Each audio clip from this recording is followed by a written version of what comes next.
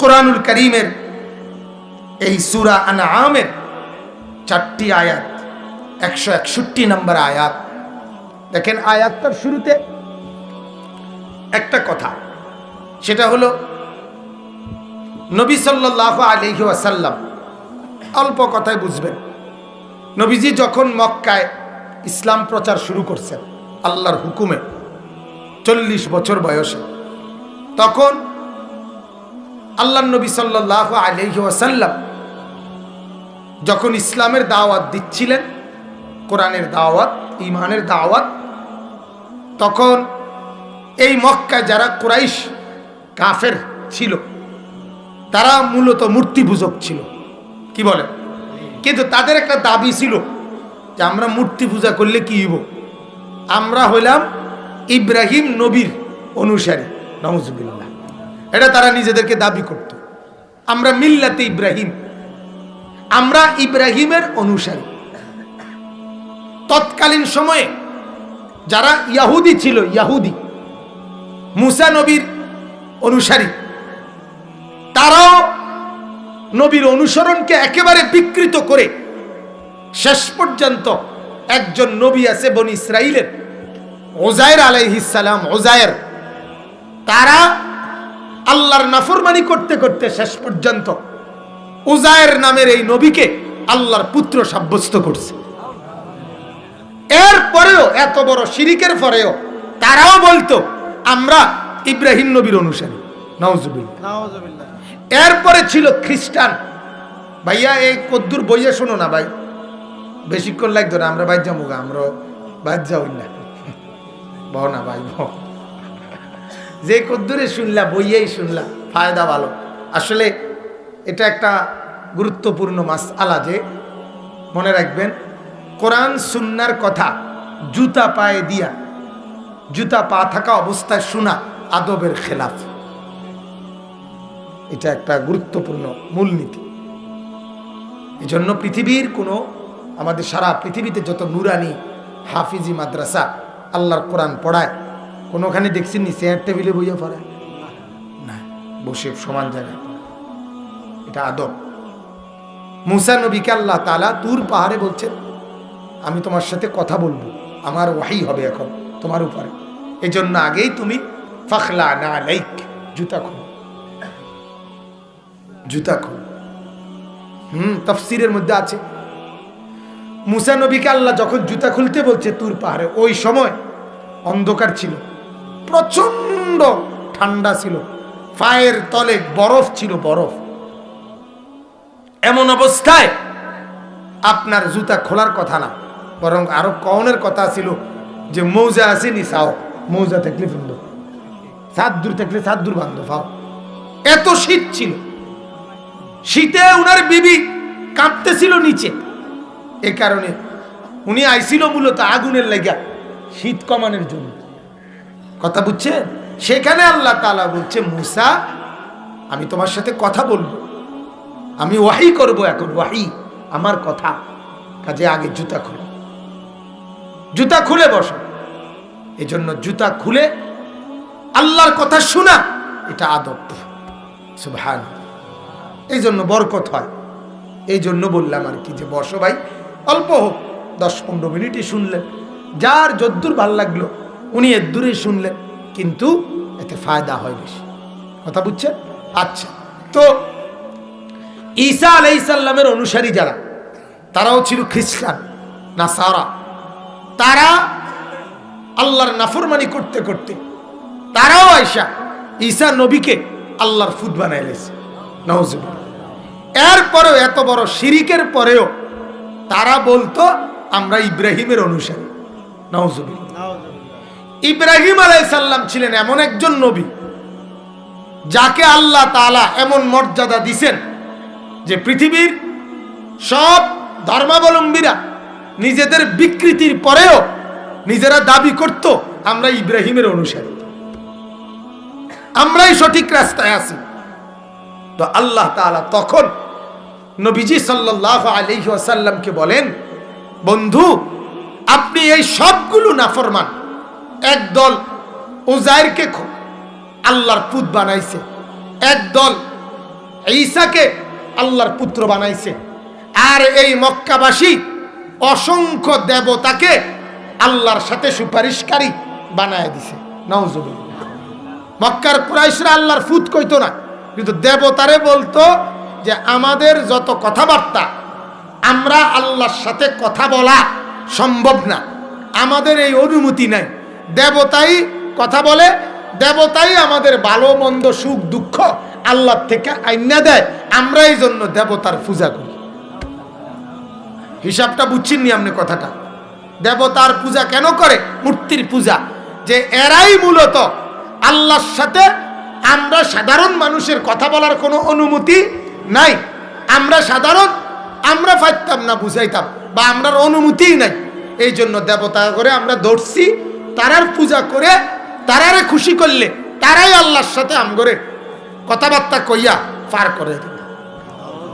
এটা কোরআনে আছে, কোরআনে আছে। মক্কার কাফেররা এটা বলতো যে আমরা মা না'বুদুহুম ইল্লা লিয়ুকাররিবুনা ইলাল্লাহি যুলফা, আমরা কেন মূর্তির পূজা করি? কাফেররা বলতো মুহাম্মদ, আমরা বিশ্বাস করি এই মূর্তিগুলো আমাদেরকে আল্লাহর নৈকট্যশীল বানাবে, আমরা নিজেরা পারতাম না, আমাদের এই অনুমতি নেই। অথচ আল্লাহ তাআলা বলেন, না বান্দা, আমি এমন এক মালিক, আমার কোনো বান্দা সাতবক জমিনের নিচ থেকেও যদি আমাকে ডাক দেয়, আমি তার কাছে হাজির। আটলান্টিক মহাসাগরের ওই পারেও আমার কোনো বান্দা যদি আমাকে ডাকে, আমি হাজির। আমার কোনো মাধ্যম লাগে না, আমি ড্রাইভার দিয়া আমার লগে কথা কইতে হয় না, এরূপ না। পিএস দিয়া আমার লগে কথা কোন লাগবো না। ফাইদা সাআলাকা ইবাদি আন্নি ফাইন্নী করিব, আল্লাহ বলে বান্দা তুমি যখনই আমাকে ডাক দাও, আল্লাহ বলেন আমি সাথে সাথে তোমার কাছে হাজির।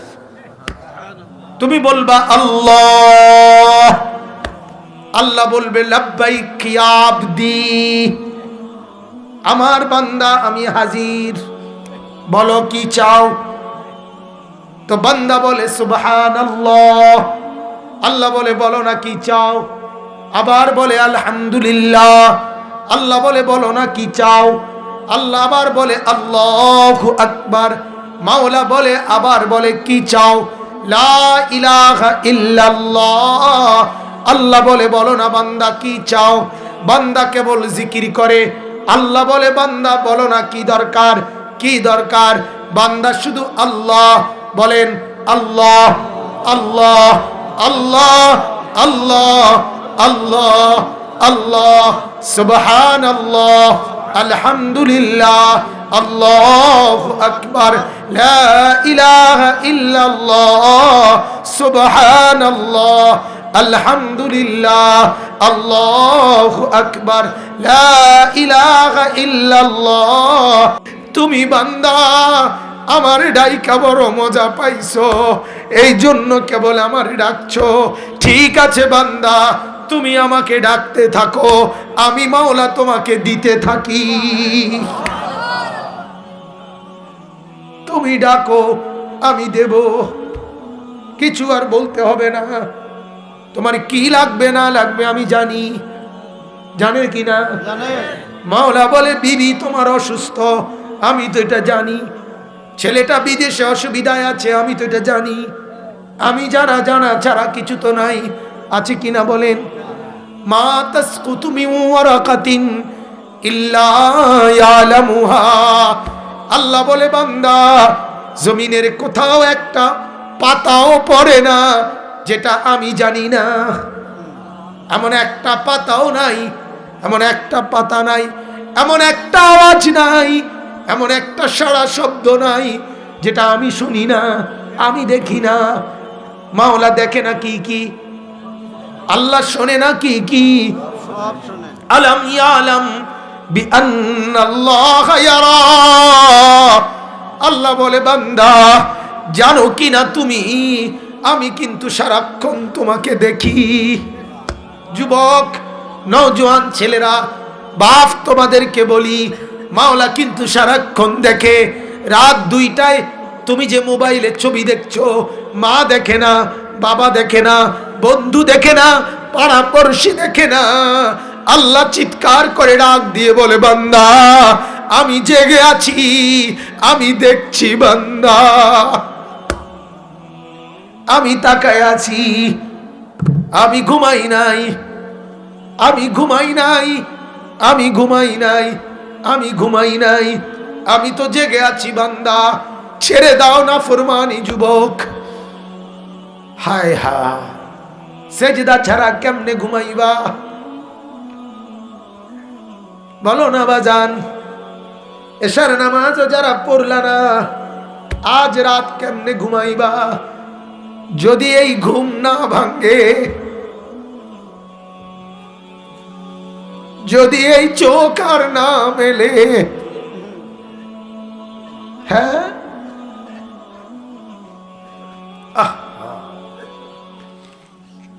আল্লাহ তো কোরআনে বলেন, বান্দা যখন ঘুমায় আমি মাওলা তার রূহ নিয়ে যাই। ওয়াহুয়াল্লাযী ইয়াতাওয়াফফাকুম বিল্লাইল। আল্লাহ বলেন, বান্দা রাতে যখন তুমি ঘুমাও আমি কিন্তু তোমার রূহ নিয়ে যাই, সরায় ফেলি। আবার ঘুম থেকে জাগার সময় আমি মাওলা যদি ফেরত না দেই, জগতের কে আছে বলো তোমার রূহ ফেরত দিবে? কে বলো না? ছেলেরা বলো বাপ, একবার ভাবো, একবার তুমি মুসলমান কিনা? একটা ওয়াক্ত নামাজ পড়ো নাই, কেমনে তুমি মুসলমান রইলা? একবার ওই জবানে আল্লাহকে ডাকো নাই, কেমনে মুসলমান রইলা? এই জবানে কতবার বন্ধুকে ডাক দিছ, এই জবানে কতবার দুনিয়ার মানুষকে ডেকেছ, এই চোখে কত ক্রম দেখলা, এই চোখে কত কিছু দেখলা, মসজিদ কেন দেখলা না? কোরআন কেন দেখলা না? আল্লাহ তো বলে, আলাম নাজাল লাহু আইনাইন। আল্লাহ বলে, বান্দা বলো না আমি কি তোমাকে দুইটা চোখ দেই নাই? এই বলো না কেন, বলেন না কেন মুসলমান? আল্লাহ কি দুইটা চোখ দেয় নাই? বলেন ছেলেরা, তোমরা জবাব দাও, ওই ছেলেরা বলো দিয়েছে কি না বলো? তাইলে বলো না বাপ, ওয়ালিসানাও ওয়া শাফাতাইন। আল্লাহ বলে, বান্দা এই যে জিহ্বা, এটা কি আমি দেই নাই? এই যে দুইটা ঠোঁট, এই দুইটা কি আমি দেই নাই? তো আল্লাহ যদি বলে, বান্দা যেই জবান আমি দিলাম সেই জবানে আমার নাম আমি শুনলাম না কেন? হ্যাঁ কি বলবা ভাইয়া, বলো না? কেমন ইনসাফ তোমার? তোমার বিবেক এভাবে মরলো কেন? তুমি এত নাফরমান হলে কেন? আল্লাহকে নারাজ করে তুমি দুনিয়া কেমনে ভোগ করছো কদ্দুর? আর আল্লাহ পাকের গোলামির সেজদা করে আমরা দুনিয়া পাইছি নাকি? কথা বলেন না? পৃথিবীর সব নাফরমান যদি বিয়ে করে, আমরাও তো বিয়ে করছি, ঠিক কিনা বলেন? পৃথিবীর সব নাফরমান যদি ভাত তরকারি খায়, আমরাও তো ভাত তরকারি খাইছি। তাহলে দুনিয়া তুমি কি বেশি ভোগ করলা? আমার ঘরেও তো সোফা আছে, আমার ঘরেও তো 4টা খাট আছে, আমারও তো ফ্রিজ আছে 2টা, আমারও তো কাঠের দামি আলমারি আছে, আমার ঘরেও তো সব সামান আছে, কাচের প্লেট, নুনের বাটি সব আছে, আমারও তো 2টা ছেলে আছে, আমারও তো 2টা মেয়ে আছে। তাহলে আমি কি পেলাম না? কি পাইলাম না আমি দুনিয়া? যেটা তুমি বেশি পাইছো আমি পাইছি না, কিতা হিডা? কিন্তু আমি তো এমন একটা নিয়ামত পাইছি যেটা তোমরা অনেকে পাও নাই। সেটা হলো আজ আমি 5 ওয়াক্ত নামাজ পড়েছি, তোমরা অনেকে পড়ো নাই, ঠিক কিনা বলেন? তাহলে বেমিল হইলে এইটা, বাতের লগে তো বেমিল নাই, ফেলেট বাড়ির লগে তো বেমিল নাই। আজ বহুবার আমি আমার মাওলার নাম আমার জবানে, আমার আল্লাহ, আমার মালিকের নাম নিছি। আজ বহুবার আমি আমার নবীর নাম নিয়েছি, বহুবার আমি দুরুদ পড়েছি, আমি তাসবিহ পড়েছি, তাইলে তুমি কি পাইলা বাজান? হায়, আমি যদি আরেকটু শক্ত কথা বলি, এটা শক্ত কথা, শক্ত কথাটা হইল যুবক, তুমি একটানা এক সপ্তাহ উলঙ্গ ছবি দেখে দেখে মোবাইলে যেই মজা পাইছ, আল্লাহর কসম, যেই কোনো স্বামী স্ত্রী তাদের একবারের বৈধ হালাল শরীয়তের মিলনে, হালাল মিলনে তার চাইতে কোটি গুণ বেশি মজা পাইছে, যেটা তুমি পাও নাই। তো তুমি কিতা পাইলা? আমার কথাটা বুঝেন না? এক হালাল সম্পর্কে যেটুকু সুখ মিলে সেটা কি পায় নাফরমান? তো তুমি কিতা পাইছো? শুধু শরীরটা নষ্ট করা ছাড়া, যৌন ক্ষমতা নষ্ট করা ছাড়া আর কি হয়েছে লাভ? মদখোরের লাভ কি হয়েছে? শরীর নষ্ট হওয়া ছাড়া। নেশাখোরের লাভ কি হয়েছে? শরীর নষ্ট করা ছাড়া। উলঙ্গ ছবি দেখার, নর্তকী দেখার এই বদভ্যাসের লাভ কি হয়েছে? শরীরটা ক্ষয় ছাড়া। আপনি কোন আখিরাতের কিছু হয়েছে? দুনিয়ার কেমন কিছু হয়েছে? তো তাইলে এজন্য বাপ, ছেলেরা ফিরে আসো।